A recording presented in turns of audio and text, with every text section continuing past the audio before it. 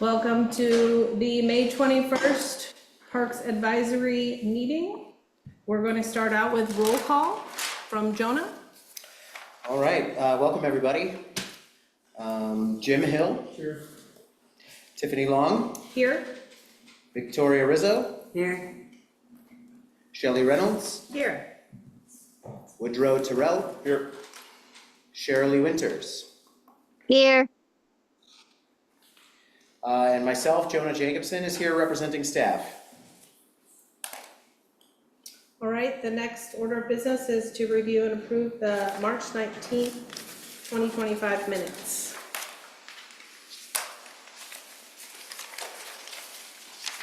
Assume everybody got a copy. Does anybody have anything they would like to change? Yes, actually, on page 3, right underneath where it says Chair Long called for public comment, that entire paragraph it's attributed to Mr. Stevens. That paragraph doesn't make any sense and looks like a transcribing error and needs to be stricken from the minutes, and we need to go back and fix that. So. Woodrow, and looks like the pagination is incorrect too. Where is that? We have 2 page 1s. Oh. There's a summary and then there's a detail. Oh, okay. Well, I'll bring this up with the transcriber that we used. It's just a summary and then page Yeah, so one. page 1 of the summary and then page 1's of the actual notes then. Mhm. All right, then no changes needed. Hey, they got my name spelled right. I'm okay. Yeah. Do I open it to the public? Does anybody on public comment or Zoom want to make any changes to our meeting minutes? All right, I would ask for a motion to approve. This is Shelley. I move to approve the March 19th, 2025 meeting minutes with the correction to the paragraph beginning with Mr. Stevens spoke on page 3. Can Sherry interrupt? Go ahead. I just was trying to figure out the where it says on that page 1, Sherry Winters arrived at this time. Oh. I don't remember what happened. Were you a bit late to the last meeting and I said something about it and then that got into the minutes, or? But if that's incorrect, we can strike that as well. I think you'd already done roll call and then she came in after. You know what? It's interesting. I don't remember being late to a meeting. Okay, all right, that's Well, fair enough. it says 7:02. That's not really that late, but Yeah. Well, I'm usually early. That's the thing. So it seems a bit odd. Okay, well, would you like to make a motion to strike that from the minutes? Yes, please. I make a motion to strike that from the minutes. I second her motion. This is Tiffany. Well, So we have 2 motions on the floor right now. okay, yeah, I'm sorry. I'm sorry, we didn't complete the last one. So if we just go back, thank you for pointing that out, Shelley, and I will make a note of that as well. So, Sherry. So if we just go back to Shelley's original motion to approve the minutes with corrections, I think if we second that and vote on that, that will be This sufficient. is Jim, I second. All in favor? Uh, All right, the meeting minutes have been approved with changes. On to item number 3, communication from staff. Sorry, pardon me.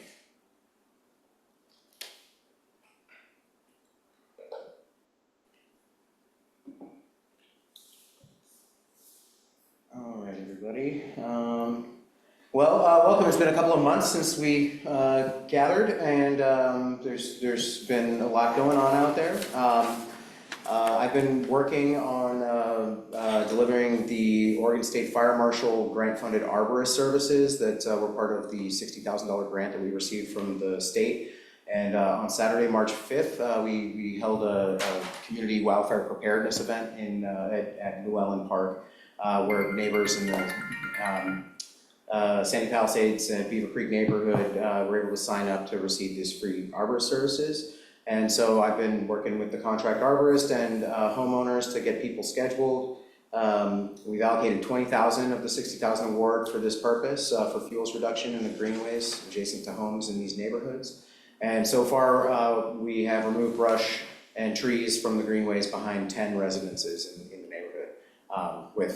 And we're almost exactly halfway through the money allocated. So this is helping to create more defensible space in the event of a wildfire. And huge thanks to the Oregon State Fire Marshal's Office for the grant award.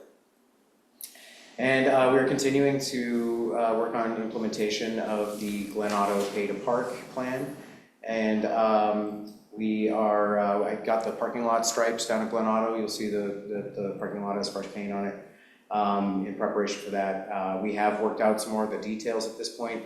There are going to be 2 parking zones. The larger one is just general day use, and then a smaller one closer to the Sam Cox building will be reservable with large events at the Sam Cox. And the fee structure, and again, just as a reminder, Troutdale residents will be able to register their license plates at City Hall and get a parking placard that exempts them from any fees at Glen Otto. There will be no fees collected from Troutdale residents. But the fee structure is going to be $2 an hour, up to $10 for the full day, $10 max for a full day. And so it's going to be going to City Council in a resolution to amend fees and charges on June 10th. And pending that, we'll begin with just the app-based system, but we do have a physical payment kiosk that has been ordered that will be installed later at some point later in the summer. So,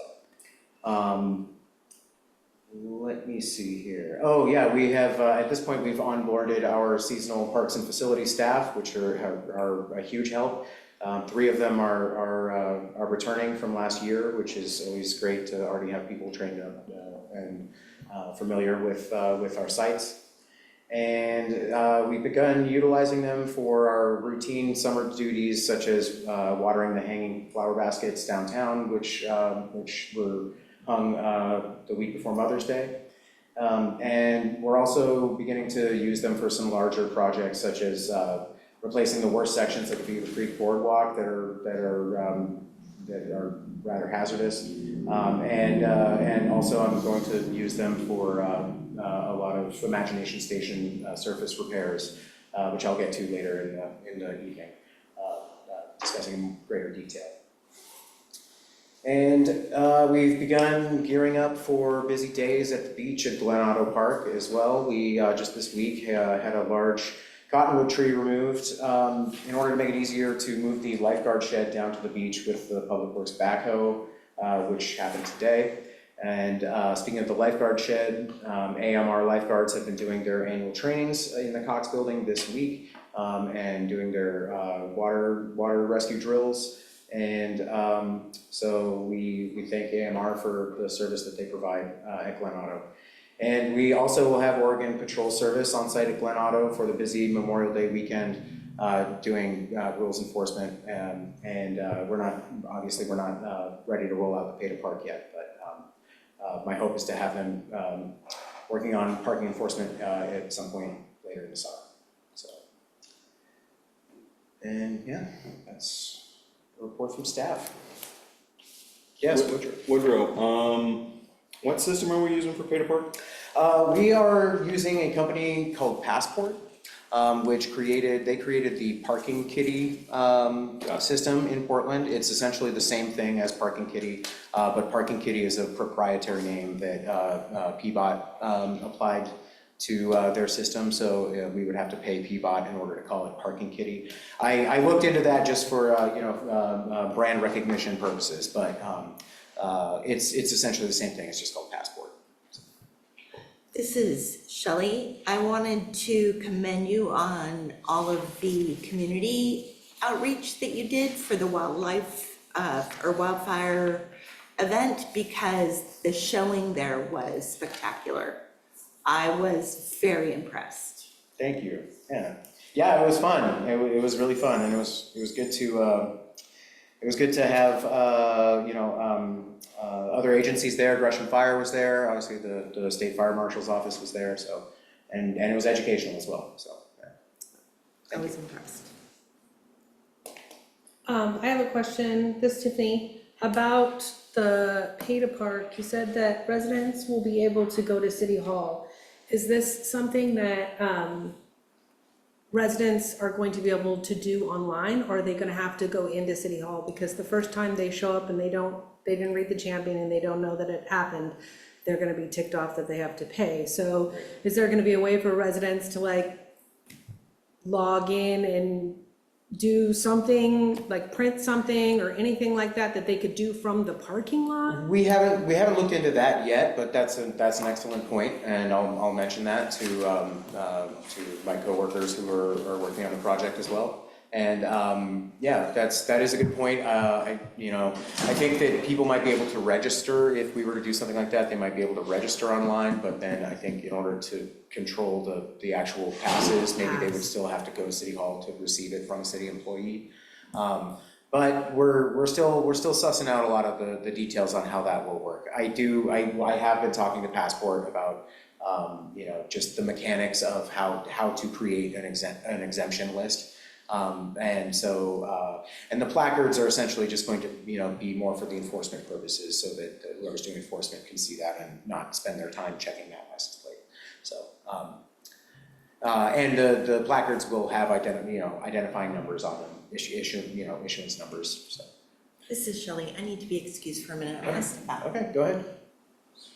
So I would need a second app in addition to Parking Kitty to use the app? No, I believe you can just use Parking Kitty, is what I've been told. That So we it's would just essentially put the in same thing. the zone for that area? Yeah, I believe so, or you just scan a QR on the sign there. But I believe that you should just be able to use Parking Kitty. Awesome. What day does it go to council? June 10th. And you're expecting kiosks sometime this summer? Sometime this summer, yeah, there was like a 10 to 12 week lead time when I ordered that, so it's, that one's coming later. So it'll be kind of a bit of a phased rollout. We'll start with the app-based system. The kiosk is going to be linked to Passport. Like they all the payments will be, essentially logged in the same place. And you expect to start the app when? As at some point in June after the fees and charges amendment resolution. Sherry has a question. Go ahead, Sherry. Okay, a couple of things. First, yes, I agree with Shelley on that signage stuff for the Palisades, Sandy Palisades area and such. I know after we had our last meeting, and then, when I was down in that neck of the woods, and I was like, whoa, this is perfect. Drive right into that, neighborhood, and all these signs, lots of places. So I'm glad to hear you had a good turnout too on that. And then what I wanted to know, because I am less savvy to this parking kiosk issue, I don't know what Parking Kitty is. So I think what I want to know is a little bit like kind of how it works. Is it only done with credit card? And then I'm also curious the cost of the actual kiosks. Sure, yes, and so I'll preface this by saying that what we had budgeted in the current fiscal year for setup of pay to park at Glen Otto was $15,000, and we're meeting that target basically. And actually the majority of that was for the physical kiosk. Passport themselves makes more of their money off of individual transactions. So they, the overhead to set up with Passport is relatively low. And I don't have that. Would it be all right if I emailed a copy of that invoice out to you or the rest of the committee later, Sherry? I could go digging for it, but I don't want to make everybody wait because I don't remember the exact number. But the total cost of setting up pay to park at Glen Otto is less than $15,000.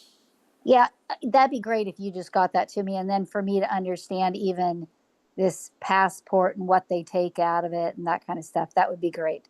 The way that we've set it up, the end user will pay $2. There are not additional fees on top of $2. There are not additional fees on top of $10 for a full day. So City of Troutdale is absorbing the nominal transaction fees for individual transactions and setting it at a flat $2 per hour to the end user. Okay. And then, so is it done by credit card or how's it work? It is done by credit card. We opted for a cashless kiosk because it is just safer. Having a machine that's filled with cash is a vandalism and theft target. Yeah. So yes, it will be credit card based. I believe people will be able to use like Apple Pay and Android Pay and all of that as well. Okay. For one that's savvy and all that, that's great. I'm not. So, okay. Perfect. That was my question. Thank you. Sure thing. I have one more question. This is Tiffany Long. You said that I haven't been down there since new stripes were painted. Did they like restructure the parking lot with the stripes, or is it the same as it was? Did you add any more spots? It's mostly the same. There are a total of 110 spots in the Glen Auto parking lot.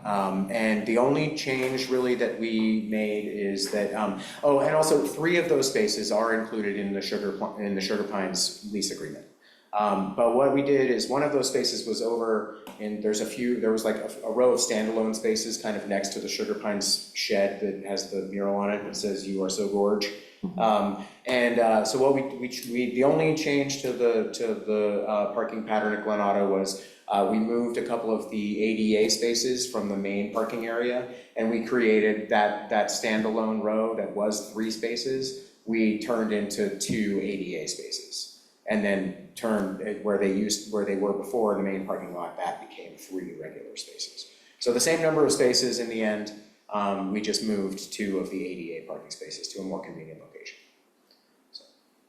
And one more, the idea is that the Multnomah County is going to police the parking there if people don't have a placard and haven't paid? That would be nice, but no.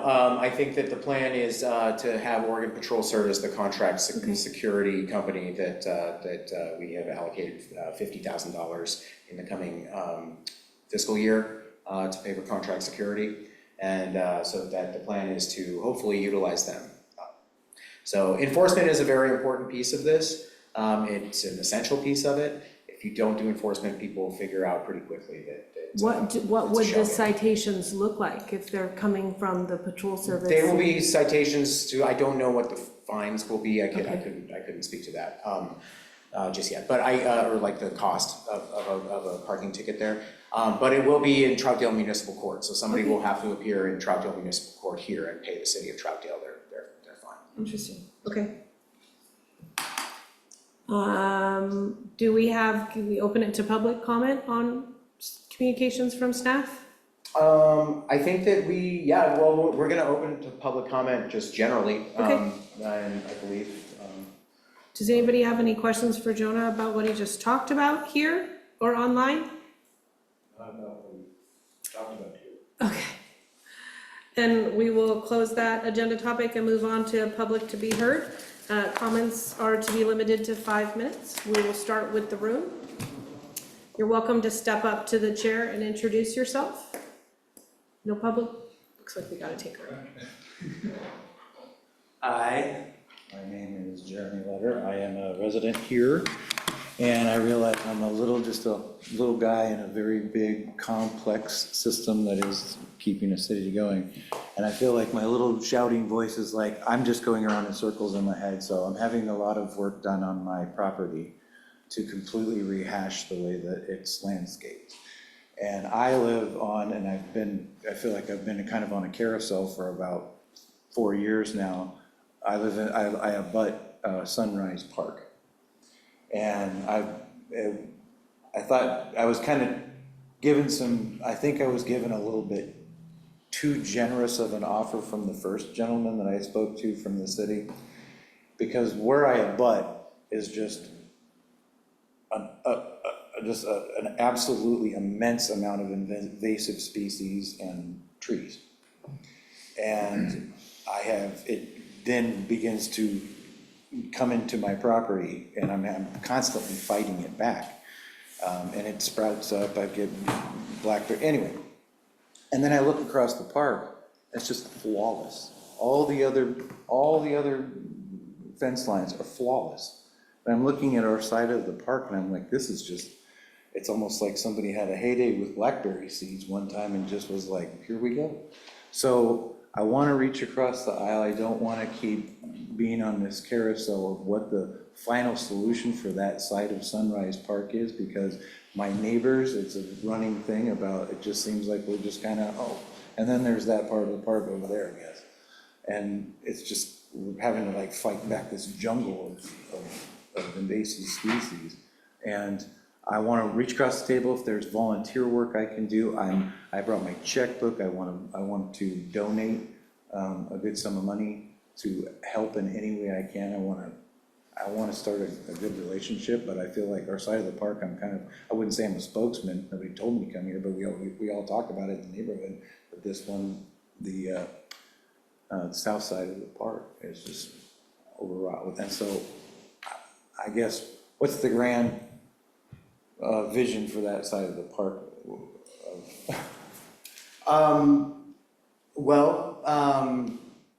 Mr. Letter, thank you. First of all, thank you for the letters that you've written and the multiple calls, and I believe we've spoken multiple times in the past on this issue. Normally in public comment, I don't normally address questions directly, but I'm happy to mention it to you. There is no conspiracy to shortchange the neighbors on the south side of Sunrise Park. The issue is purely a matter of steep terrain. You've probably noticed that there's a very steep hill immediately behind your property. Right. We cannot safely run mowing equipment on that hill. Right. So without some very involved grading work on that side of the park, which would likely cost millions of dollars, we don't particularly have a good mowing solution. Now, if what you prefer is heavy use of herbicide to kill all the blackberry, then that's certainly something that I would be willing to discuss with you and your neighbors as a strategy. But the issue is not that we just simply are ignoring you or don't like you. It is that the terrain is very difficult to manage on that side of the park. Hence why I'm here. I want to, I think, and I also want to commend you, very much so, because I do, there was an immediate response. You did take care of a very little spot there, that little overhang before it drops off. And I saw that there was a little bit of work done on the other side of the park. So anyway, okay, so you don't normally answer questions directly, and I thank you for that as well. So the other thing I just wanted to say that I would very much like to be more a part of it, a little bit more interactive and helpful, and a little bit work towards a better relationship between myself and the Parks Department.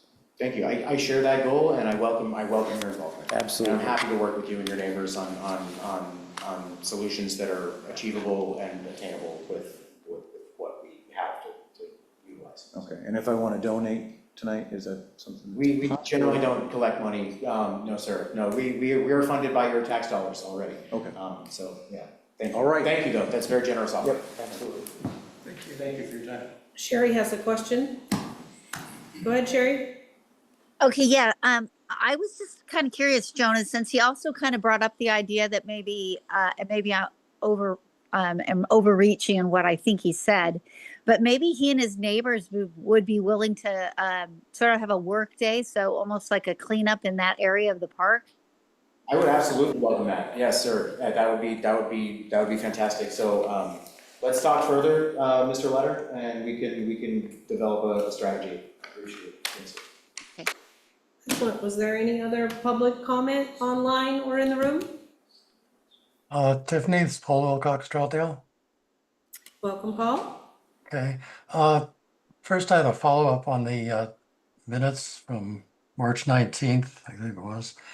When I was researching the Zoom recording to track down that problem paragraph, I noticed on the city's website where you check the, both the past meetings and the upcoming meetings. There are 4 columns. The first column is the agenda, second column packet, third column minutes, fourth column is the Zoom recording. In the third column, minutes, for that date, the minutes were already posted. And I would think you wouldn't want to post the minutes online until they've been approved by your group. So that's the point I wanted to make. So I don't know whether that's the media guy that does that on his own or how that works. Anyway, just wanted to mention that. My main public comment is regarding the handout you got, just got tonight, I guess, from Jonah. I submitted those probably a month ago to all the staff liaisons. I'll just briefly summarize what's in it. Basically, the ordinance that created TCAB says that each committee's members need to be in place by July 1, the start of the new fiscal year and the new TCAB. Well, it's actually the start of every new committee's term. So I wanted to bring that to your attention in May so that you would have June to put it on your agenda. So you'd have the person appointed before the deadline. So that's basically what it amounts to. If you have any questions, I'm open to those. I think we're good. Thank you for that reminder, Paul. Are we ready to close public comment? Looks like it. We will move on to item number 5, the community garden at Sunrise Park update. Yes, so, community garden at Sunrise Park. So, I guess, you had proposed this agenda item, so I would certainly, chair along. So if there's specific questions that you have about it, feel free to redirect, my summary at any point, to whatever it is that you specifically would like to discuss. But it seems that there's a bit of confusion about the community garden this year. And I will preface this by also saying that this is one small part of Troutdale Parks that in the 2 years that I've been superintendent, have not paid much attention to and did not get much prior information on when I started. But I am learning more as I go along, and from here on out, I plan on having a more involved role in what is essentially supposed to be a community-led project. And we are providing the space and the water, and then it's up to the community to utilize it, essentially. Now I'm more than happy to play a more active role in organizing some parts of it. Really, that job should be falling on the garden manager. And if there are members of the garden who are needing to talk to somebody else about anything going on there, then part of what I would like to do is just be another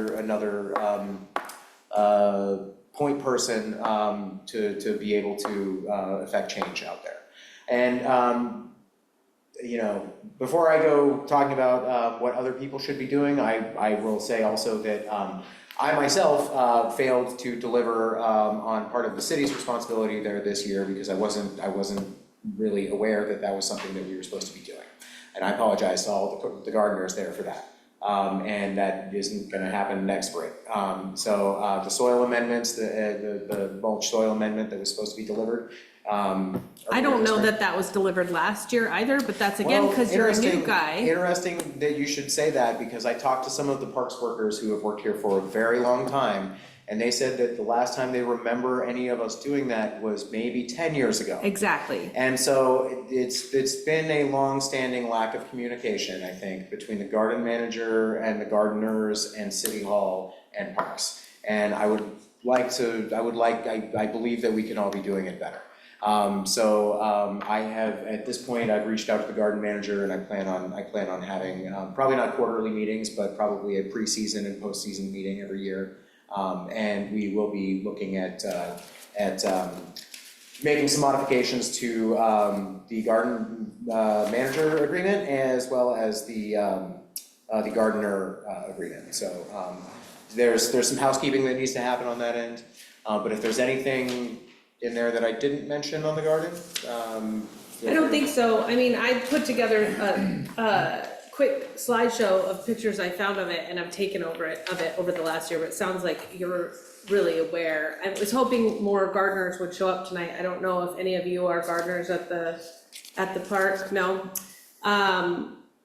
It just, the weeds are out of control inside that fence line, and I completely agree with you that it's a community garden, and people that are working in the garden have agreed to set time aside to do it, but nobody is making them come together and do that. I tried to create a Facebook group for them and only 3 of them joined it because I don't think they were given the choice. I don't know if possibly next year WhatsApp would be a better way to communicate those 19 people, get them talking to each other. I will say just the other day, somebody used that group. I want to say there's maybe 5 of the 19 gardeners in the group, and asked somebody to water their bed while they're on vacation. I haven't checked today to see if somebody is willing to do that, but if not, I'm fine doing it, and I don't have a bed there. It's just what I want to see happen is that them actually come together as a community.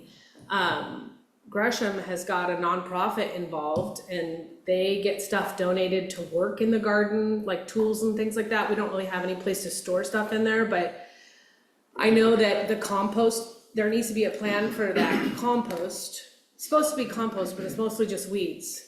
And parks were throwing into it prior. There was a bunch of the blackberry bushes were in there, and now the butterfly garden weeds are all going into it as well. And so it gets very full very quickly, and then stuff grows out of it, and then those seeds spread among that garden. And it used to just be gravel a long, long time ago. And now it is very overwhelming. And as a gardener, one of the things on the sign says you're not allowed to use any power tools. And so I think that they have been told maybe that that's one of the things that should be amended. They should be able to take a lawnmower in there and a weed whacker and weed whack around the garden beds if they're willing to do so. And I think that they are. I think that a lot of the responsibilities that you're mentioning perhaps are covered under the garden manager agreement. Okay. But these are things that I without going into the specifics of them, I'll just say that I have scheduled a meeting with the gardener. So it's being looked I'm sorry, into. I have made a plan to schedule a meeting with the garden manager. We don't have a date because our schedules did not align this week, but I plan on meeting with him. And that, in the next just to couple weeks. confirm, that's not the garden manager that's listed in the pamphlet that went out. The person that works downtown is not the person you're talking about. No, It's not Not a an city employee, employee. it's somebody it's a else. citizen. Okay. Does anybody else have any comments about it? How is the garden manager selected?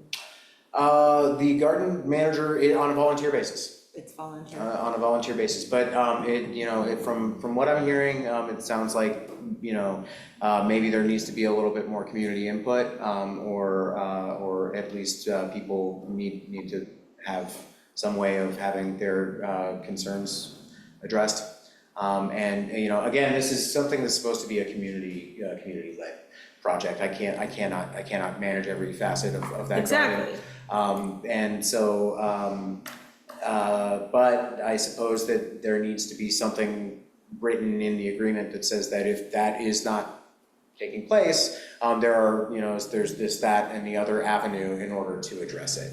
And so, all I can say right now is that I will be taking a more active role in the coming year, and we're gonna set it up for more success next spring, so. I love that. I'm happy to hear it. I walk by there every day and it's been driving me crazy for the past year. I did it the first year I was here and I don't remember any dirt being delivered to us.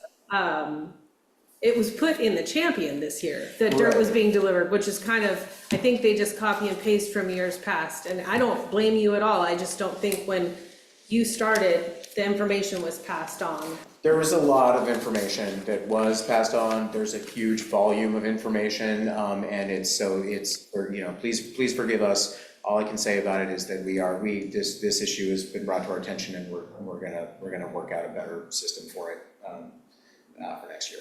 Okay, I will say that, in my research, it was established in 2013, and there was no fence at first, and then the fence was, I think, put in 2019. And so, it's pretty old. So I think updating this is really key, and I look forward to seeing the update. And maybe as a Parks Advisory Board, since it's in the park, even though I think, it says it was established by CAC, the Citizens Advisory Committee, and it seems like it was kind of just dumped in our lap after they made it happen. And so do we get to go over this with you once it's established? Can we make this a future agenda item? So we can find out what's gonna be changed with it? I'm not sure how involved the committee will be in writing the contracts that the city presents to the participants. Certainly, I would be happy to present it to the committee, and I think that, yeah, so I don't know exactly. I don't know if this, writing the contract is going to be something that comes before the committee. If anything, it should come before the gardeners, I think, the people who use the garden. I think should have a voice in potentially what at least the part of it that is, saying if you need to talk to somebody or if you need to file a complaint about something, you can contact, this representative of the city. All right, well, if there's no other comments about that, did you have something you want to say, Shay? Yeah, just clarify, did you say there were 19 gardeners total? There's 19 garden plots, yes. 19 garden plots, are they all rented? They're all rented. It looks like 2 aren't being utilized right now. But And there is something in the gardener's agreement that says that if somebody is not using their garden at a certain date, it gets turned over to somebody on the wait list. Because last time I discussed it with City Hall, this is something that is in high demand and probably gonna be in higher demand. It's, as we build more apartments in Troutdale, a place to grow some vegetables is very desirable to a lot of people, so. Woodrow. So, I haven't been out to this park, and I have not seen the gardens. Where on Sunrise is it located? Is it Off on of the west side? Off of Hensley, right in the. On the west side? Yep. Okay, It's right behind the sign that got taken out by the car. so, At the top of, is that it right here?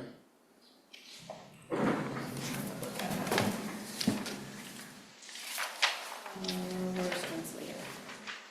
But certainly, Tiffany, if you're suggesting a replacement to an updated fence or an expansion of the garden. I would love in or- the future, and this is way in the future, we're talking about how, I would like to see this one be successful for a couple of years and be really clean and cared for, but I think it would be really great to turn that into more parking and just jump the other side of the path where it's flat it would be like to the left of the butterfly garden, because we just got, the pollinator garden has water.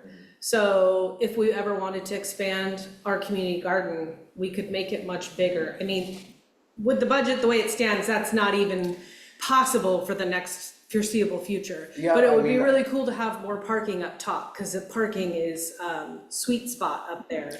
I can certainly include a budget allocation for the community garden. I mean, even if it's a small one, even if all we're talking about is delivery of mulch and topsoil and that kind of stuff, whatever. And your guys' time $1,500, well, that wouldn't be an allocation for the community garden, that would just be a pay in payroll. But yeah, that's not that hard for us to once a year drop a dump truck full of mulch. I think the gardeners would appreciate that. All right, I think that we're done. Certainly, if I'd been aware that that was something that we were supposed to do, we would have done it. It's not that hard, so I apologize. We're gonna open this to public comment. Is there anybody online or in the room? It looks like Sherry wants to say something. I do, yeah, thank you. First, I just a couple of questions. Does it cost to have a plot in the community garden?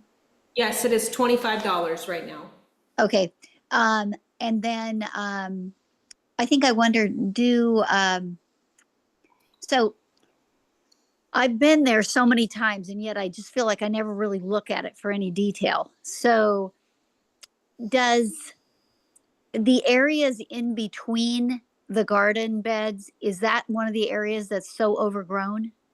Yeah, it's on that, it's, the, between the garden bed is not as bad as on the outside of the garden beds, like the perimeter of all of the beds gets really, really overgrown right next to, there's a gate so that they can get a truck in there to empty, like a compost pile. And so there's no beds there and that gets super duper overgrown with weeds in that area. So there is a small area that needs to be taken care of with small lawnmower or weed whacker, that's not in between the garden beds, but in between the garden beds is currently pretty overgrown as well.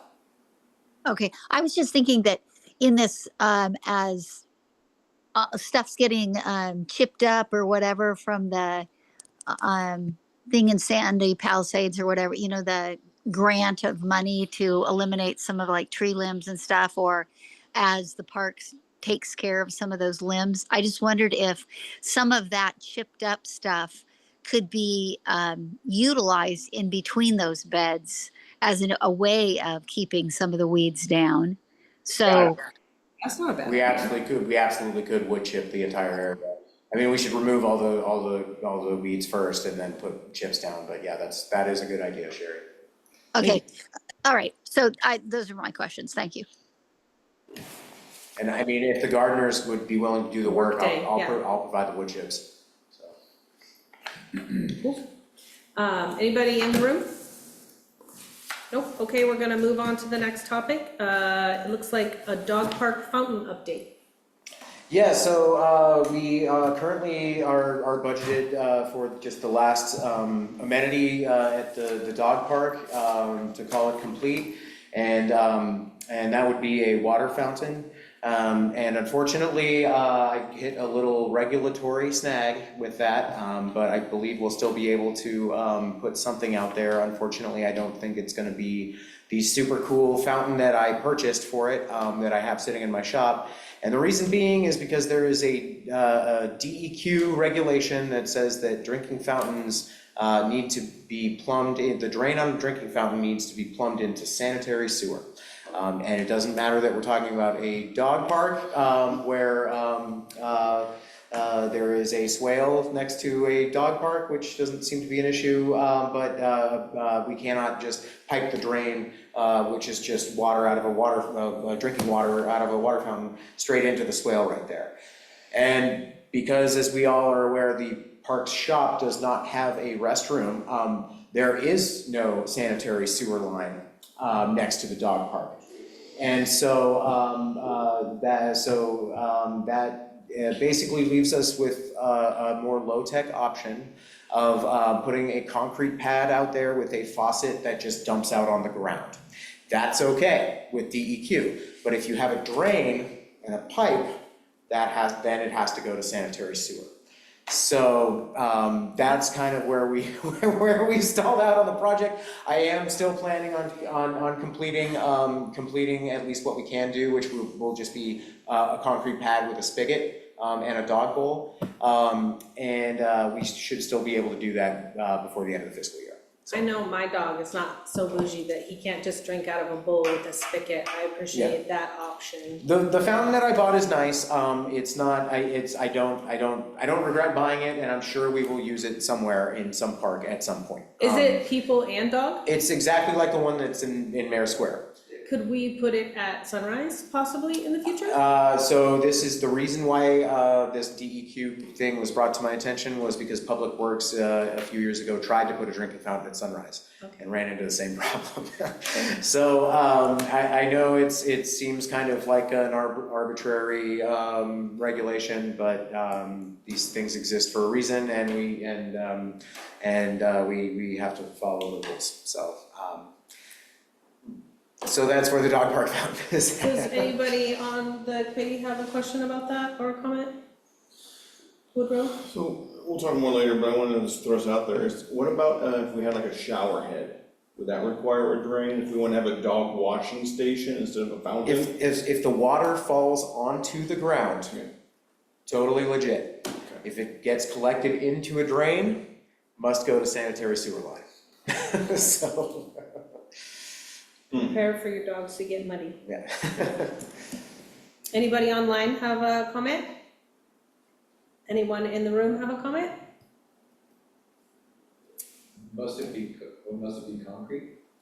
It doesn't need to be concrete, and if I did that, I would just make it flat with the ground. I mean, and it would be a small concrete pad essentially, just to protect the spigot, You you know. couldn't put like your own, like a gravel pit That would be better. Like a French drain, that's a good idea. Yeah, that is a good idea. So in any case, we do still plan on having, you know, some lower tech solution with no drain, that is DEQ compliant. Do you have an ETA on that? I plan on completing it before the funding run, goes away. So yeah, before July 1st. I already have a bid, I already have a plumber lined up, ready to go. And we've just, in the last few weeks, it was brought to my attention that, wait a second, this isn't okay with the environmental specialist, so. Well, I'm excited to just have water available, so I don't have to carry it in. So thank you for that. We will move on to item number 7, a recap of 2025 budget approval process. Final list of funded improvements and projects in the 2025 fiscal year pending budget adoption. All right, I don't think that it's necessary for me to spend a lot of time going over the entire budget approval process. I think we were all pretty attuned to what was going on with that. And so really I just threw this in because I just wanted to kind of throw up on the screen here where we have settled and what projects we are funded for in 25-26 fiscal year. And some of the things that have been discussed in this committee over the last year that unfortunately we will not be able to achieve. So this year, or in the coming year. So sorry if you just forgive me for a second. I'm just trying to share my screen.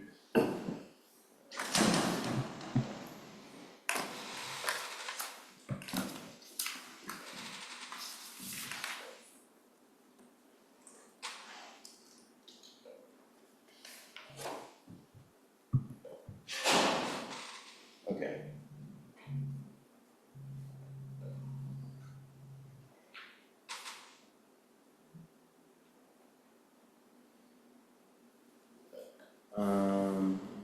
Sorry, bear with me, everybody. I'm just trying to.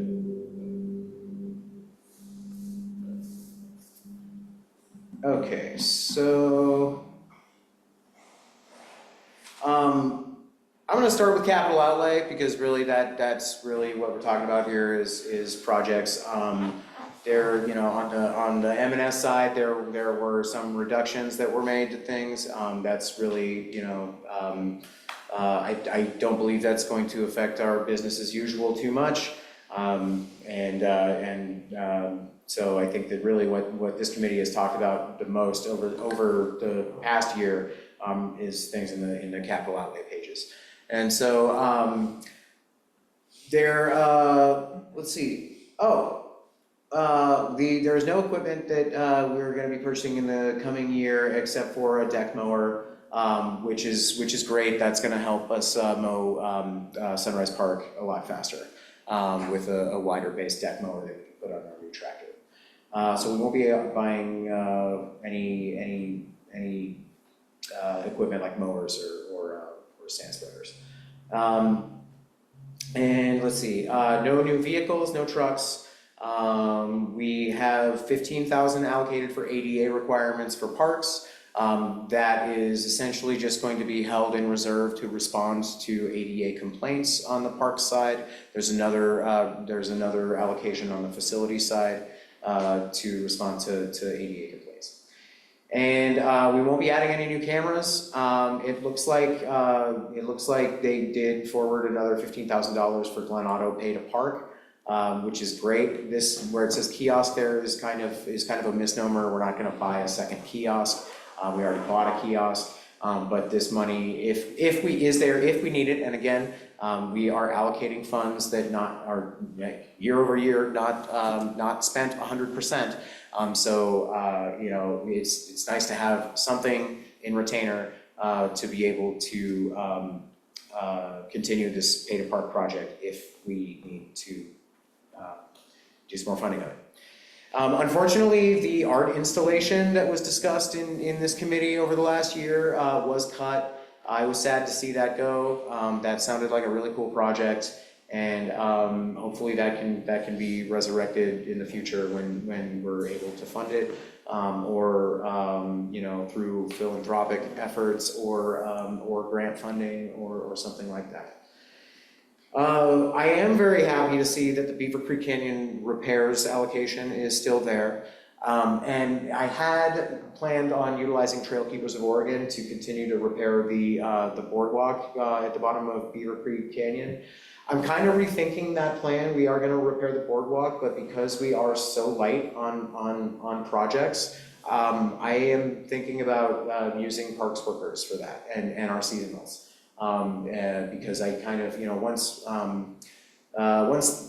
you know, August hits and the grass is turning brown and there's not a ton of mowing to do, and we still have you know, a whole crew of seasonals, why not utilize them being directed by our awesome new facilities maintenance tech who was a contractor for many years and is a very capable builder. And do that in-house with the seasonal and the full-time labor that we're already paying for.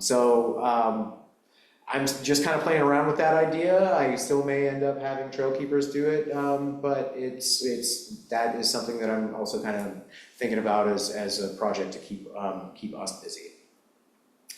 I don't know what is going on with the bike hub. It looks like nothing's happening with that this year. The bridge, as everybody is aware, is funded, partially grant funded, and we are proceeding with the Beaver Creek Bridge. And if you weren't watching the budget committee meetings, Ray did present a pretty cool graphic that was generated by our architectural company with a pretty nice mock-up. So I'd be happy to find that and email it out to everybody if you'd like to have that and maybe show it to other people. And no skate park, I'll just leave it at that. And Sandy Palisades ADA trail replacement.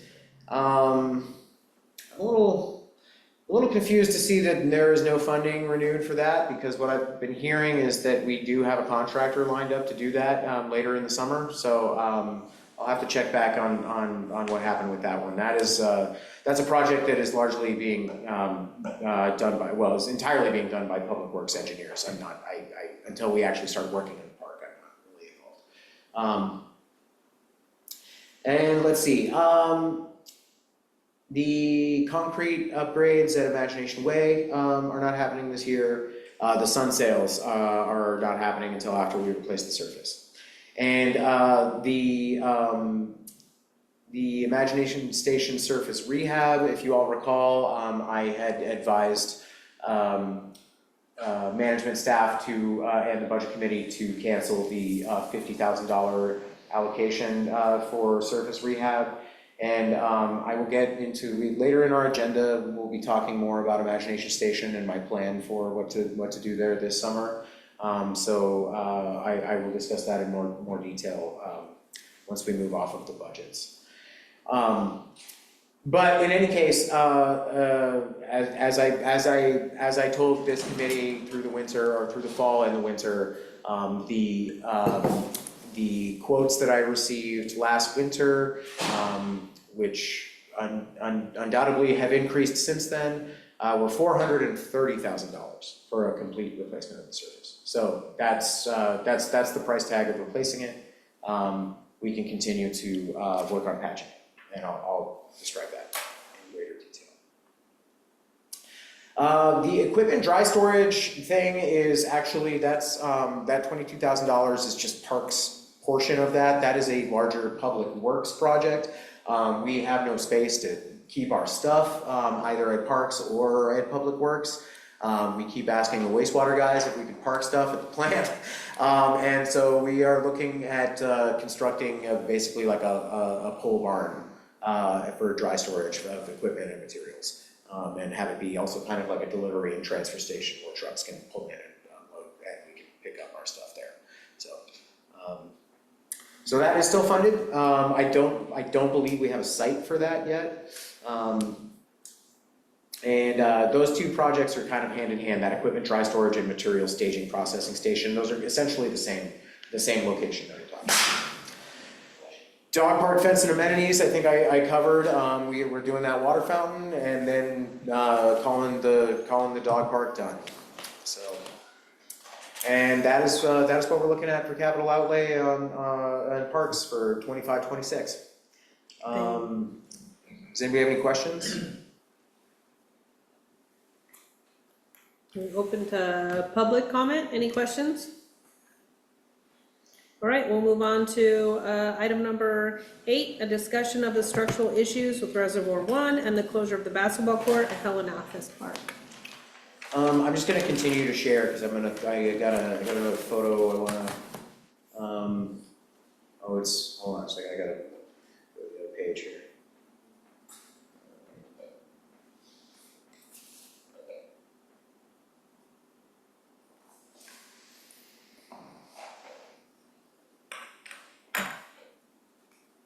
Okay, so the fence is complete, and Reservoir 1 is closed. And there it is. And so for those of you who maybe weren't in the room in our last meeting in March, this was something that we discussed. Public Works had a structural assessment of Reservoir 1, which is the oldest reservoir in the city. It was built in 1981. There was a structural assessment of it done, I believe, in November or December last year.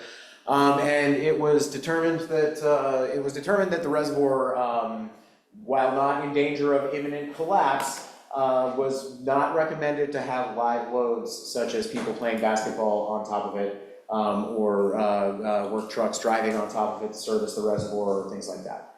And so it's not about to just cave in on itself, but the structural engineers who did the assessment advised us to essentially close it to the public.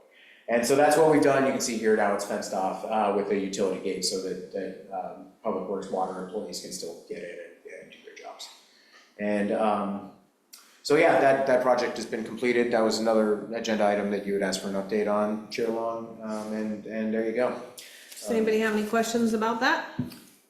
Jonah, has there been any backlash from the neighborhood about that? I haven't heard any. I have not heard any, and I can certainly understand that some people who live right there would be sad to see their basketball court go away. But as we discussed in our last meeting, safety's got to come first, and we do have some other basketball courts. So, but yeah, definitely, I can empathize with folks in the Helen Althaus neighborhood. Anybody in the room want to comment? All right, we will move on to agenda item number 9, the well number 9 installation at Woodale Park update. All right, so there was coincidentally just recently a press release from the engineering division that I'm not sure. This was given to me by the Public Works Administrator. It's dated May 2025. It's very recent. I'm not sure who the audience of this was, so forgive me if some of you have maybe seen this before in another committee. It's possible that this was sent to council already, but I'm gonna share my screen one more time. And this is from our friend at Public Works Engineering, Scott Woodale, who is the lead engineer on the project.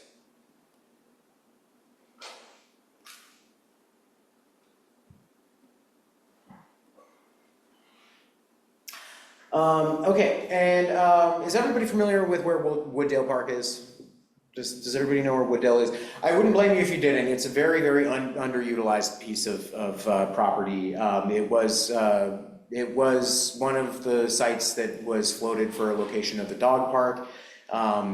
It's surrounded by houses in this, and it's kind of right behind the Eagle Crest Apartments and Columbia Park and the Parks Office, just kind of like right on the edge of Troutdale. And it's just a big open field, and it's city property that is very underutilized. I'm not sure I've ever seen somebody there. So it is a perfect location for a new well site. It's not really going to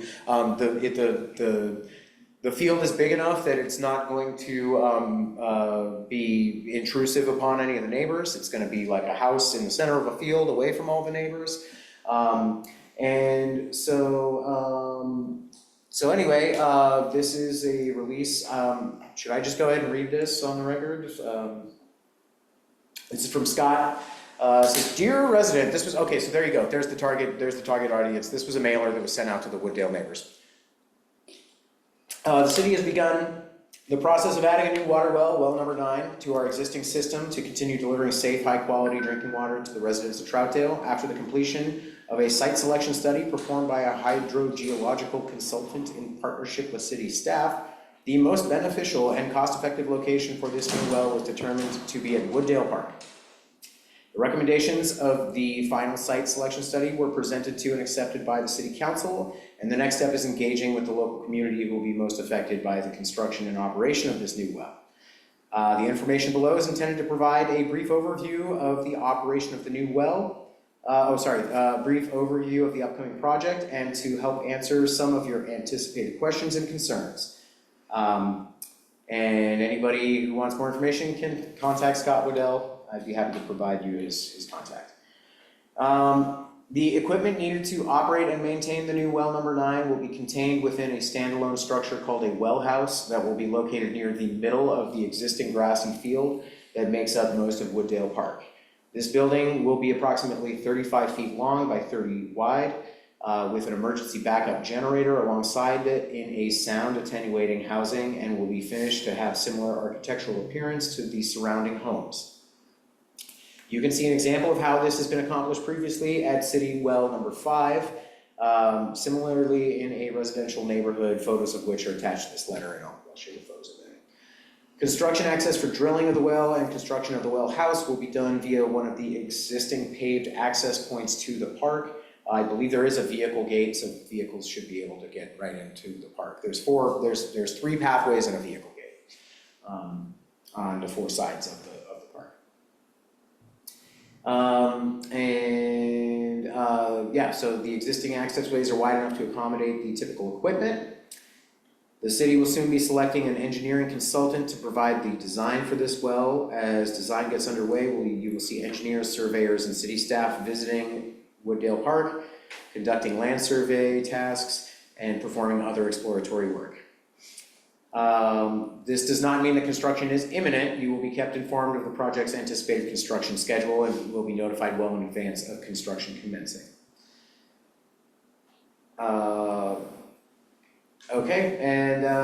Overall, the city's goal in completing this project is to continue providing high-quality, reliable drinking water to the residents of Troutdale, and the design and construction of Well 9 is critical in accomplishing this. Nonetheless, the temporary impacts to local residents during construction and the long-term effects of a new well house being added to Woodale Park are something we are also committed to addressing. Please feel free to reach out to me with any questions, concerns, or comments. So you can direct any questions or concerns to Scott. I'm also happy to field any concerns as they relate to the park. Any questions for the future well house, probably Scott is a better bet. But if folks haven't seen well 5, I'll get to that in a moment here. Sorry. But anyway, this scan isn't fantastic, but this gives you a basic idea of kind of what they're thinking here. So this center portion here will be the area that will be fenced off. Because it is a well site, there's a certain level of security that is needed. So there will be fencing, and it will be a secure building. And here is a picture of well site 5, if you haven't seen it. This is over near Sturgis, and it's a big grassy area in the center of a residential area that, as you can see, they built it to sort of match the style of the buildings around it. And this is that brand new high capacity natural gas generator that was installed over the last year. So yeah, there you have it. That's the future Public Works water project at Woodale Park. Hi, this is Woodrow. So will there be additional access, like paved roads in there, or how's that gonna look? I didn't see that in this. I can certainly ask Scott. I'm sure that they're making a plan to be able to safely move some pretty heavy trucks back to the well site. I wouldn't be surprised if they're planning on where the existing vehicle gate lies, probably putting some asphalt down in a pathway to the well site. Any other questions? Sherry. Go ahead. Okay, thanks. Hey, just kind of curious, how far around did they reach out to the Wooddale area? Was it just the immediate impact of the houses abutting the field? I'm sure that they sent it to all houses that were abutting the field that would be directly impacted by the construction. I don't know the answer to that question, but they're generally pretty good about over communicating those types of things. It's better to do that than to receive complaints later that people weren't notified. And so I couldn't say for certain, Sherry. I can certainly ask Scott. Okay, yeah, I actually would be curious. I mean, I don't live too far from it and I had heard nothing about it. Also being aware of in the past, sometimes the reach is like 250 feet or something like that, very small. So, and then, just based on going around it, except for the one area where the vehicle could enter, I don't see how they could make any more vehicle entries without, wiping out houses. Right, and certainly there's not going to be any wiping out of any houses. So that's, I think that's out of the question. So I'm sure they have a plan for access. Okay. And once we get closer to construction, if this committee would like me to invite Scott to answer questions, I'd be more than happy to do that. You go first. I'd just like to suggest maybe putting a sign out that says future site of well 9. For more information, please call. Okay. So that everybody that is in that area at least has the option of seeing something visual. Definitely, yeah, I think that's a good idea, I agree with that. Woodrow? And again, I'm not sure you're the right to direct this question towards you, but it's fun to watch you squirm at times. So this is gonna pump groundwater, correct? Yes. And then where does that water go? There will be filtration equipment there, and then from there it's pumped into the water system for the city. So is there a water system line nearby, or they're gonna be trenching and trying to access that? I'm sure there's water mains, that are supplying, the neighborhood right there, yeah, so. Okay. But again, that's not my wheelhouse, Right. or well house in this case. All right, any other questions? All right, we will move into number 10, discussion of the potential need to close Imagination Station in 2025 due to safety or liability concerns. Yeah, so I should have maybe made this, I should have made this say temporarily close Imagination Station. I apologize if people were alarmed by that. The plan is not to shut it down and board it up. The plan is to, at least not permanently, or at least not yet. But basically, I am grappling with some serious concern about the state of that playground. When I wake up in the middle of the night thinking about Troutdale, it's often the the dangerous conditions on that playground and the huge potential for serious liability. And so my plan, and as you all heard in the budget committee process, when I advised that we should cancel the $50,000 allocation because it wasn't going to get us where we needed to be, the other part of what I said was that we will use city staff and the resources that we have, which are a bunch of poured in place rubber mulch and glue that we've been making patches with over the last few years. We can hit it hard and try to fill all the potholes out there. And my plan to do that is to, again, utilize the seasonal help that we currently have. I plan on closing the playground during the work week and just hitting it hard with all hands on deck, which will mean that we are pulling our limited park staff away from other areas for a solid week. And except for the basic sanitation duties that we have to do, and I am going to fence off the playground, and we are going to, in one shot with many people, do as much patchwork as we possibly can. I'm planning on cutting bigger patches where it's heavier and harder for kids to rip them out. Because what's happening is, if you've been out there and seen what's going on, it's like sometimes it's like 2 steps forward, 1 step back. We'll do a bunch of work out there, and we come back, and all the patches that we made the week before, little fingers have gotten into a seam on them and ripped them out of the ground and left them there.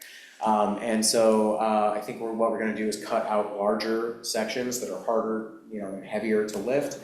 To do the patches, and we're just gonna do the best we can with what we got, and that is the lowest cost solution that I have for it. And I recognize that it is a very important resource to a lot of people, not just in Troutdale, actually more people outside of Troutdale. I just saw a bunch of data from Marley Boxler's cell tracking app, and it's, the lion's share of visitors to that park are not Troutdale residents. They're East County and beyond. And so it would be great if some other agencies would maybe be willing to get some skin in the game with repairing that playground. I'm not holding my breath. But that's my plan, is to close it for a work week and do as much as we can. Take the fences down, let people use it for the weekend. If there's more to do that we weren't able to do in a week, we'll shut it down for another work week and hit it again. And yeah, that's kind of my plan for it this summer. So yeah, I wasn't saying we're gonna close Imagination Station forever. I'm sorry if that wasn't specified in the agenda packet. But that being said, I'm open to any feedback that the committee has for this proposed approach. Jim? This is Jim. I just appreciate that you're trying to do the best that we can do with the resources that you have to provide safety for these kids. I think that's really important. So thank you. Thank you. Victoria? I was just over there looking around. So the mats that you have are over more holes that you Yes. have ripped out? Yes, that was like, sorry to interrupt. No, that's fine. Yeah, and that was in direct response to a complaint about a bunch of patches that we had done last summer that were removed around the merry-go-round. And there was some nice weather a couple of weekends ago, and I got a couple of complaints. Of parents saying that they were worried their kids are going to break their ankles. And so I think I've mentioned before that like doing the actual poured in place patch work is very dependent on weather and temperature, right? Like we can't do it in the rain. It has to be warmer than 70 degrees, and for the glue to set and cure. And so that's part of the reason why I'm thinking that once we get, I don't know when this closure is gonna take place. It's largely dependent on weather. I also have to make sure it doesn't coincide with like movies in the park or something like that, you know, so I can't say exactly when this is gonna happen. I'm just waiting for a good window of weather, and then we're gonna pounce on it. Yeah, some of it feels like you're gonna go into a sinkhole. Yeah, and that's exactly what's happening, is that, and so that, what that is that's the negative space of wood fiber mulch that was not removed all the way down to bare ground before they put a gravel base on top of it. And so that wood fiber has since rotted away, leaving empty space. So that's why it's failing. Yeah, you're right that it's utilized by a lot of other people. I just found out my granddaughter that goes to school in Sandy system is coming for a field trip at Imagination Station, an end of the year field trip. Yeah.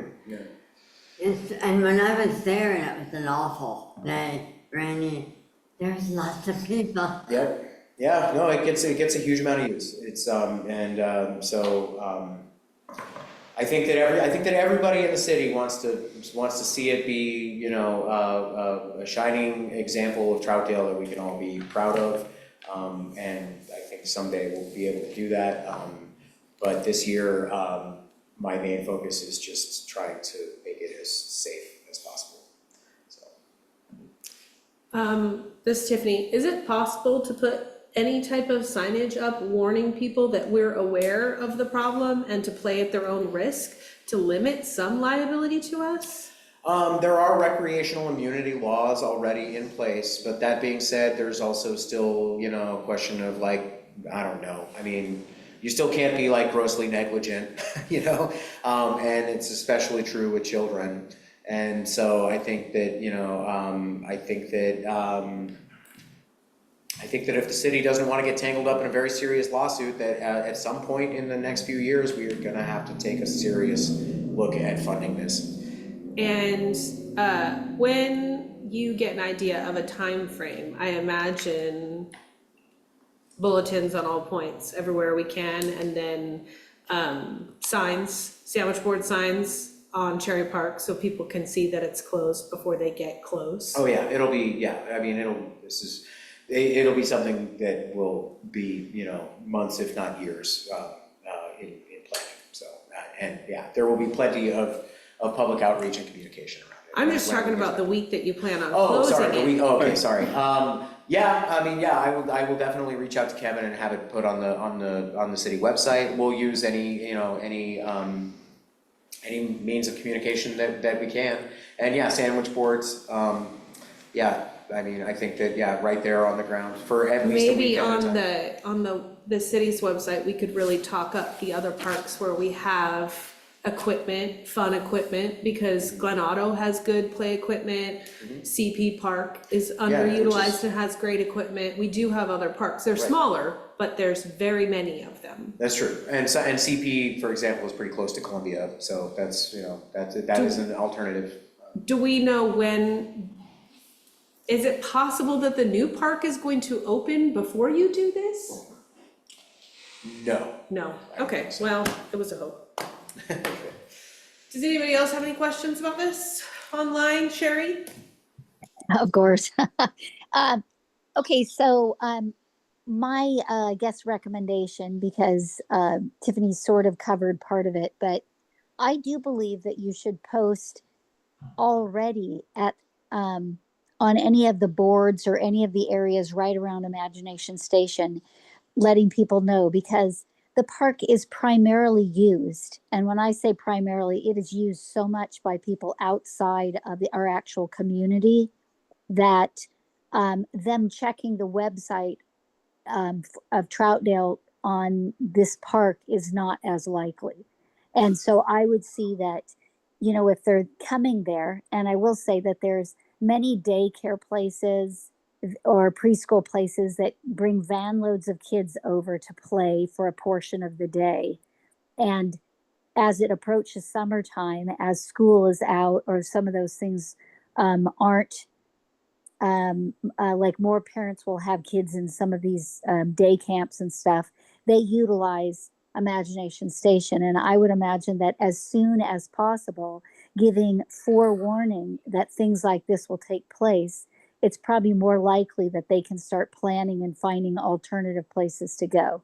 And Tiffany, I appreciate your suggestion, but knowing what CP Park looks like, because it's right in my neck of the woods, van loads of kids arriving there might make the neighbors upset.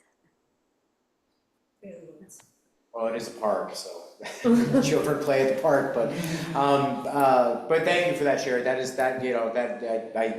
I agree that, the last thing that we want is van loads of children, showing up and being disappointed that they can't utilize the park. So we will do everything we can, to communicate that on the front end to as many people as we possibly can. And I will say that short of having a sign there explaining the situation, Columbia Park is maybe the one park in the city where a parks worker is almost constantly present during regular working hours. And parents almost constantly walk up to somebody wearing a City of Troutdale uniform and say, what gives? Why are you guys letting this go like this? Why aren't you guys doing anything about this? And parks workers explain the funding situation to parents when they ask that question. So short of having a sign, we do answer that question very frequently. Any other questions in regards to this topic? No? This is Shelley. I'd just like to reiterate again, I really think we need to get Fairview and Wood Village involved in this. This is their responsibility too. And Gresham potentially. And Gresham. Jonah, when you say you want to try to get other skin in the game, have you contacted any of their parks people to see if they have anybody that specializes in repairing playgrounds? Ground? Like our neighboring cities? Yeah, like if any of their guys have an idea of something that they could do or know of a fantastic glue. I haven't, but as you may or may not be aware, this week is National Public Works Week. And tomorrow there is a Public Works luncheon at the Wood Village City Hall. So I will ask that very question of my compatriots in the neighboring cities. So That would be great. And you said that you have data from Marley. Maybe take that data with you. yeah, definitely. And show them. I can print it out. I've got it in my email. So. That would be excellent. All right, next topic is committee concerns and initiatives, future agenda items, and closing comments. We'll start with Jim. None tonight, thank you. Shelley? Counselor Andrews, thank you for joining us this evening. And Absolutely. Jonah, again, thank you for the work on the wildfire event. Phenomenal job. Thank you. Thank you. It wasn't just me. Huge shout out to my coworkers in the community development department as well. Victoria, did you have any future agenda items? Nothing more tonight. Mine's kind of long. Do you want to go before me? Thanks for showing. Appreciate you guys letting me still come to these meetings. We're glad to have you. Sherry, did you want to add anything? Future agenda items, closing comments? No, I don't think I really have anything except thanks. Good information. I kind of have a list. I made a little slideshow a la Frank, like what he did. So can I share my screen really quick? Sure. Okay. Yeah, go for it. All right, let's see if I can figure out how to do this. Are these all agenda items? The slideshow of agenda No. items? Okay. Things, it's kind of like a highlight reel of the last couple of months. Awesome. Right on. All right, I do this and then I say, Do I have to give you permission? share screen. Will it give me permission? I just figured out how to raise my hand in this. Also share, I don't want to share system audio. Chrome tab? Just give me a shout if you Want me to help? I might need you to help, because I don't know how to do this. Google Drive, do you just hit this? So And we're then Zoom, this you is gotta it. go to Zoom. So I just hit this one, this is what I wanna share. Yeah, share, Okay. and then hit the share button. All right, so if I do slideshow, you guys can see it. This was the very end of March, after our last committee meeting. Frank hosted the Solve Cleanup Day on the 30th on the Chalk Trail. And we had a good time picking up trash. There wasn't a lot to do though, because he's really established a group of people that is doing a good job taking care of that trail. I don't know if any of you are on that page, but there's a new picnic table there that's really nice, right at the trailhead. Yep, that's awesome, so we're grateful for that. Thanks for putting that out there, and a lot of fish heads, but we left those. They were left from the smelt run, so it was a little stinky, but other than that, it was a pleasant day, and we only found a few needles, so it was a good time. And then I participated in the Sandy Palisades Wildfire Fair as well. This is the table that I put up. Erica Palmer brought me a table and an amazing little tablecloth. This is really similar to the table that I had for the Parks Advisory Committee downtown. And so I had like a QR code set up for the dog park, and again, photos of our grand opening at the dog park playing on the iPad. No suggestions, even though the wanted box is there, nobody made any suggestions at this one, but it was really cool to talk to all of the community that came. And I was telling them about all the events we have going on in Troutdale and about all the parks, and it was super fun, and it was a really interesting event. A lot of people are interested in the Choctaw Trail, so we had a QR code for his Facebook page as well. So it was exciting to meet people and get the word out about the fire safety. I think it was really successful, so I enjoyed being a part of that. Frank and I actually walked around the neighborhood and reminded everybody with an extra flyer the day before, just really the people that were on the base on the outside that have the most fire danger. So I was really happy that people showed up. So that was a good event. Thank you, Frank, for coming and helping with that as well. I participated in the egg hunt for the first time this year. So I just wanted to shout out the Kiwanis. It's a really cool event, and it is super, if you've never done it or never been there for it, it is super environmentally friendly. They do not put candy in those eggs. They just dump them out and the kids gather them, and then they get in line. And that way the kids all get the same amount of candy, and there's no candy wrappers on the ground to pick up. They still have gold eggs. Kids had a great time. My daughter put bunny ears on the Sam's statue at the Visionary Park and was pointing towards the egg hunt. We got a kick out of that. So that was super fun. That was fun to be a part of. I also, in March, made an appointment to talk with Molly, and I will be volunteering at the Movies in the Park. I got to know her, and I got to meet Ann. It's Ann her? Ann is the new assistant coordinator, and everybody, first Movies in the Park is June 20th, I forgot to mention that. June 20th is Movies in the Park. So I'm excited to be a part of that this summer. We participated, I drug my husband out on Earth Day, and we went down to Glen Otto, and I just want to thank your staff and for the work they did prior to it. I don't know if that was all the kids or directing them. There were so many piles, so it was really easy to just grab a wheelbarrow, and that dumpster was huge. How big do you think that dumpster was? It was a 40-yard dumpster. And it got filled fairly quickly.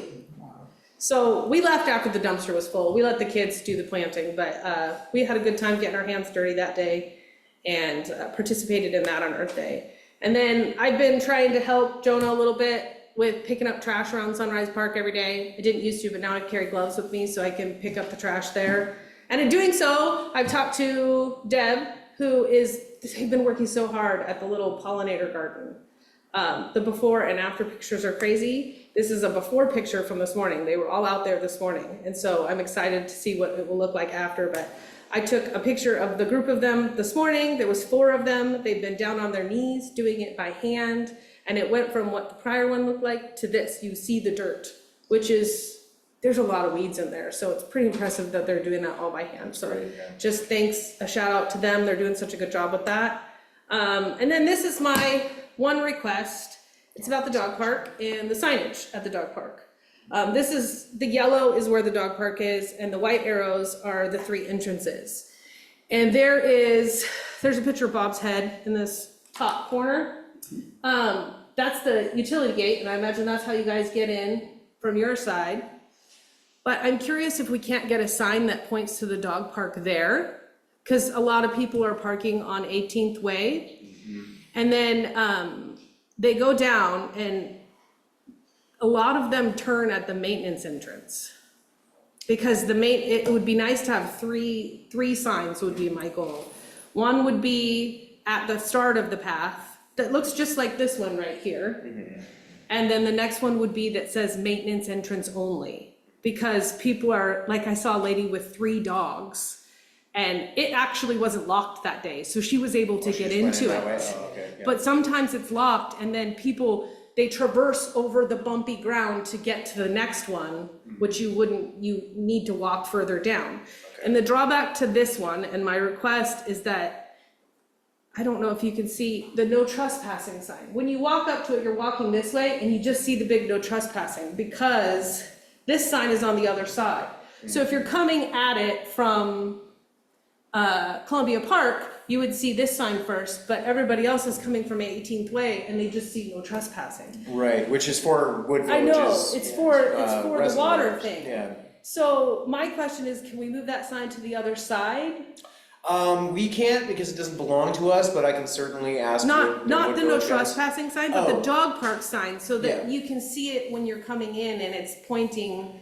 So like. We can, but then that arrow would be pointed the wrong way. So I can get a sign that's similar that has the arrow pointing the other way. You could use that one at the entrance At of the entrance, 18th it's true, Way yeah. and make another one with an arrow going in, because Yes, It's Tiffany, hidden. I can definitely do that. I can get that signage up, before our June meeting, so I can, or at least get it ordered before our June meeting, so. and so that was my last thing about the dog park. I don't know, this is the entrance in the neighborhood on 22nd. And it's just, maybe we don't really want to put a sign there. I don't know. These hidden entrances, the That's an Bellingham entrance to the Greenway. Dog park? I don't even, It's not you could get to the paths in the back of the dog Oh, park okay, I this see. way. This is where 22nd, that's what it looks like. How would you know that that's an entrance to anything? Right. There's no signage there, but I mean, maybe you don't want it there because it's the neighborhood. But it takes, you have to go down and then you turn right, and then it's a pretty long walk. Some people know it exists, other people don't. the Reynolds students do. Yeah, of course they do. But that one is just, we have so many of these tiny little paths with no signs, thought for the future. That was it. And then my only other question is about the dog park. Do you have a plan for weed mitigation? It's basically manual weed mitigation. I did do some herbicide spraying for just the poison hemlock in a wide buffer. The public works superintendent is very sensitive to using herbicide around any well sites for good reason.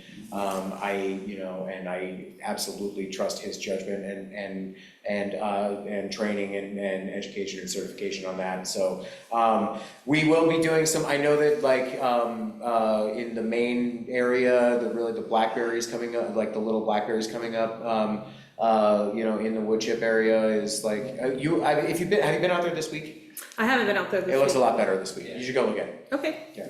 Excellent.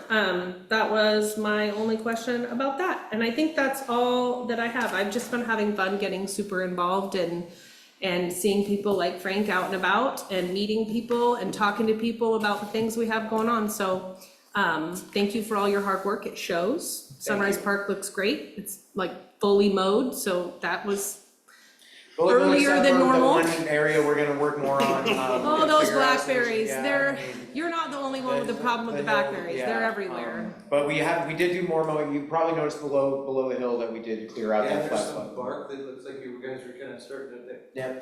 Yeah, And again, this is fascinating to me. I wanted to see the volunteers and everything, sign me up. This is fantastic. Excellent. Yeah, thank you. No, You're sitting next to the right person there. All right, and then the one thing that I have to add to the end is that we need to add to next month's agenda, assigning somebody to TCAP. Yes. And That I'm goes not, along with appointing new officers, I believe. okay, Which will be, Old officers officers reappointed, whatever. okay. and new members too, right? Right, Right, yeah. new members, Do new members come in June or July? July. we have to have TCAB appointed before July. We do. Yeah, Yes. And then July is when we appoint. we do everything. We do all that. That's, It's gonna be Art. kinda sketchy, I think, so it'll be interesting to see how it plays out. who here is already a member of TCAB? Well, that is yet to be determined, that the thing was yesterday, and so I don't know if the Gotcha. appointments have went Gotcha. out. So it depends on where the appointments land, what we're gonna do. I don't think the new appointments can be on TCAB, so there's not very many of us to choose from that aren't already. So it should be interesting. We need to do that next meeting though. Okay. So, and then, hold or adjourn, or hold or cancel next month's meeting. I think we should hold it. We have to. Yeah. Okay. So I would, That needs to be, does that need to be an actual vote on the record? to hold or To adjourn? hold or adjourn? I don't think It doesn't have to be? It doesn't have to be, okay. I've never did it as a vote. Okay, well, see you in June then. And then I would like a motion to adjourn? This is Shelley. I move that we adjourn the May 21st, 2025 Parks Advisory Committee. This is Victoria, I second. All in favor? Aye. I. I